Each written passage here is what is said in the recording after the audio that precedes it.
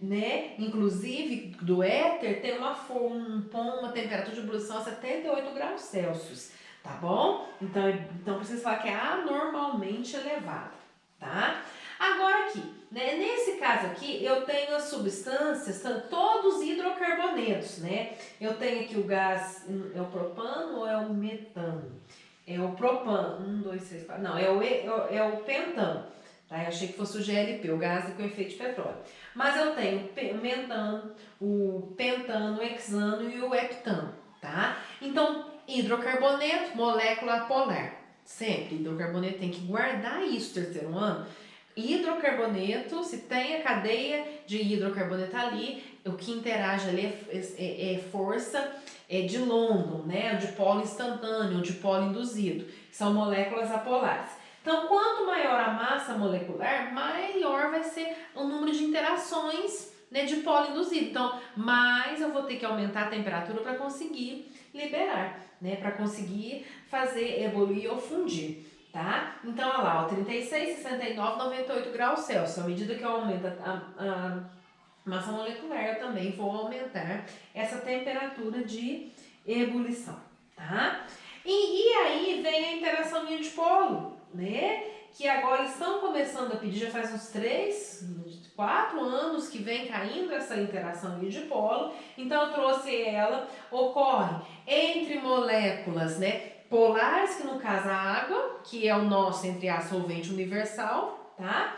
Com um composto iônico. Então, isso aqui, né, a gente é provado, a gente consegue provar que, vocês lembram lá quando a gente falou do ano passado, e a gente vai daqui a pouquinho no frente 2, na frente 3, se não me engano, a gente vai estar revendo essas propriedades, né, coligativas, que quando eu adiciono um soluto não volátil ao solvente, esse soluto ele rouba a energia cinética das moléculas solvente e aumenta a temperatura de ebulição.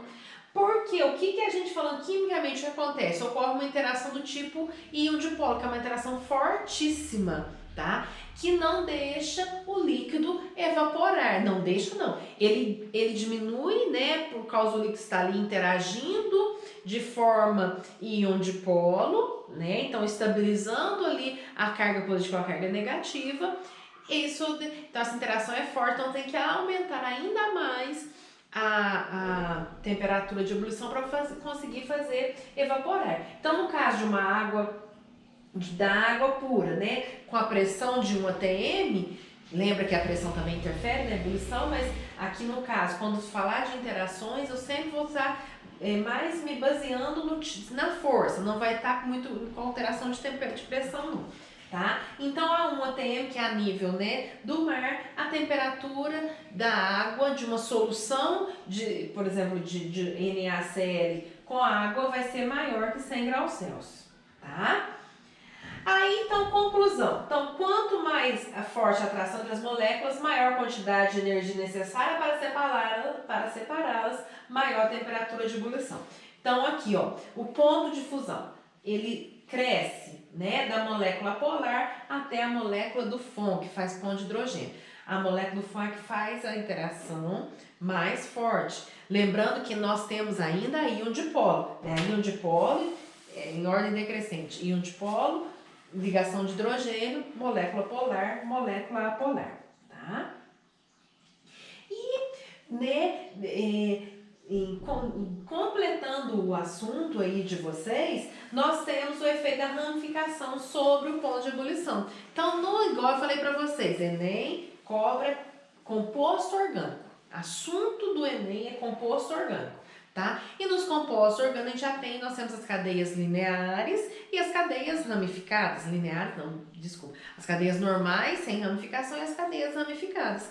Então, quanto maior, né? Então, para substâncias, né, de massa molecular próxima, de mesma força intermolecular, ou seja, de mesma função, vamos falar assim, simplificar assim, quanto maior o número de ramificação, menor vai ser o ponto de ebulição. Por quê? Porque quando eu aumento, né, quando eu começo a ramificar, eu diminuo o tamanho dela, eu diminuo a superfície de contato dela.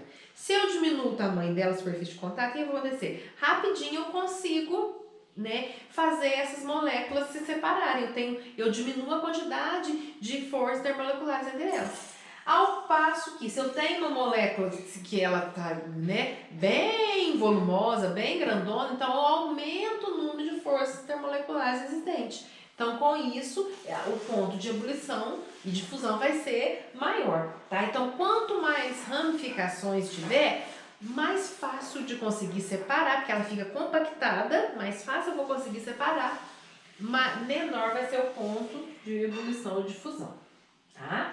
Então, ó, compostos que pertencem à mesma função. Quanto maior a molécula, maior será a temperatura de fusão. Compostos que pertencem à mesma função e possuem a mesma forma molecular. Quanto maior o número de ramificações, menor será a temperatura de ebulição. Tá? Então, aqui, ó, no caso, que eu não chamei atenção para vocês, ó, aqui possui a mesma fórmula molecular. Lá todos têm 1, 2, 3, 4, 5 carbonos. 1, 2, 3, 4, 5. 1, 2, 3, 4, 5. Então, se eles têm a mesma função e a mesma quantidade, né, de átomos, que a gente fala que é a mesma forma molecular, eu vou observar quem vai ter o maior ponto de fusão. Quem tiver menor ramificação vai ter mais volumoso, vai demorar para eu aquecer tudo e conseguir separar. Em qual passo que tem uma coisa compactada, eu já consigo aquecer e já separo muito mais rapidamente, tá? E para finalizar, né, nós temos essa questão do Enem do ano passado, que falou justamente sobre força termomolecular, de uma maneira que a gente tinha que entender, compreender a questão, né?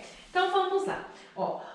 Os hidrocarbonetos são moléculas orgânicas com uma série de aplicações industriais. Por exemplo, eles estão presentes em grande quantidade nas diversas frações do petróleo e normalmente são separados por destilação fracionada. Destilação fracionada, processo de separação de misturas homogêneas, de líquidos homogêneos, que no caso que é o petróleo. Todo o processo de separação, ele é um processo físico, não é químico, então já tem que ter isso na minha cabeça. Então, processo físico, quem que eu vou lembrar? As interações termomoleculares. Se tivesse alguma coisa, aconteceu uma reação, né, que é aqueles nomes que a gente tem, síntese, oxidação, decomposição. Então, se tem esses tipos de nomenclaturas, eu já vou lembrar das ligações químicas. Mas se falou processo de separação, que é a destilação, é processo físico, vou lembrar de quem? Das interações intermoleculares. Então, vamos lá. Então, tem aqui, ó, aí nós percebemos que a faixa de temperatura, né? Nós temos a faixa de temperatura de até 20, tá? Eu tenho a fração, eu tenho o número de carbonos, olha lá, o óleo diesel é o que tem maior número de carbonos, tá bom. Na fração 4, a separação dos compostos ocorre em temperaturas mais elevadas, por quê? Então, percebam que a fração 4, né, tem a maior quantidade de carbono, é a mais pesada. Nós vamos perceber também que todos esses compostos são hidrocarbonetos, até que me falou, hidrocarboneto, então ele possui a mesma função. Então eu sei que se possui a mesma função, quanto mais pesado, maior a temperatura de ebulição.